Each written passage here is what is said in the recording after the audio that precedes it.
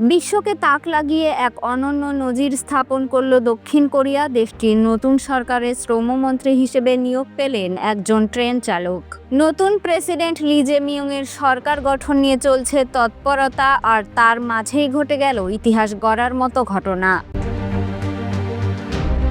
Train চালক Kim young হুনকে দেশের কর্মসংস্থান ও শ্রমমন্ত্রী হিসেবে নিয়োগ দিয়েছেন তিনি। শুনে অবাক হবেন, মন্ত্রিত্বের প্রস্তাব পাওয়ার সময়ও হুন ছিলেন ট্রেনের ককপিটে ব্যস্ত ডিউটিতে। 57 বছর বয়সী কিম ইয়ং হুন কেবল একজন দক্ষ রেল ইঞ্জিনিয়ারই নন, তিনি দক্ষিণ কোরিয়ার অন্যতম বড় শ্রমিক সংগঠন KCTU এর সাবেক চেয়ারম্যান।